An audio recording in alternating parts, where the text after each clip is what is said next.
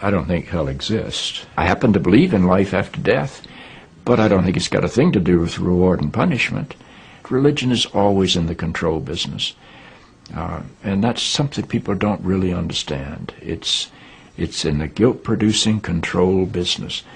And if you have heaven as a place where you're rewarded for your goodness and hell as a place where you're punished for your evil, then you sort of have control of the population. And so they create this fiery place, which has quite literally scared the hell out of a lot of people throughout Christian history. Mm-hmm. And it's part of a control tactic. But wait a minute, you're saying that hell, the idea of a place under the earth or somewhere where you're tormented for an eternity, is actually an invention of the church? I think the church fired its furnaces hotter than anybody else. But I think there's a sense in most religious life of reward and punishment in some form. The church doesn't like for people to grow up, because you can't control grown-ups. That's why we talk about being born again. When you're born again, you're still a child. The people don't need to be born again. They need to grow up. They need to accept their responsibility for themselves and the world.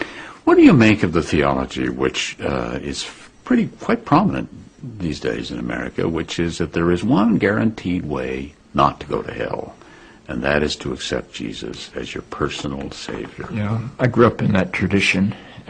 Every church I know claims that we are the true church, and they have some ultimate authority. We have the infallible Pope, we have the inerrant Bible. The idea that the truth of God can be bound in any human system, by any human creed, by any human book, is almost beyond imagination for me. I mean, God is not a Christian. God is not a Jew or a Muslim or a Hindu or a Buddhist. All of those are human systems which human beings have created to try to help us walk into the mystery of God. I honor my tradition. I walk through my tradition. But I don't believe my tradition defines God. I think it only points me to God. You and I are emerging people, not fallen people.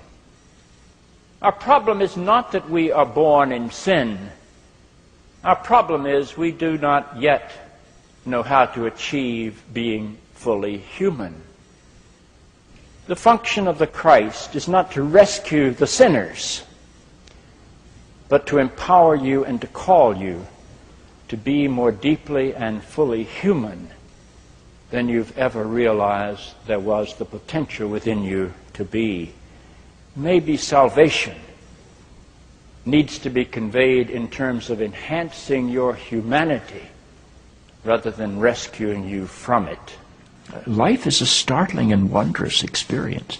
And eventually, I think we're going to discover that God is unfolding through the life of our consciousness and our self-consciousness and is not a parent figure up in the sky. But I believe because I'm related to something that is not bound by time and space, that I will share in whatever God's eternity is.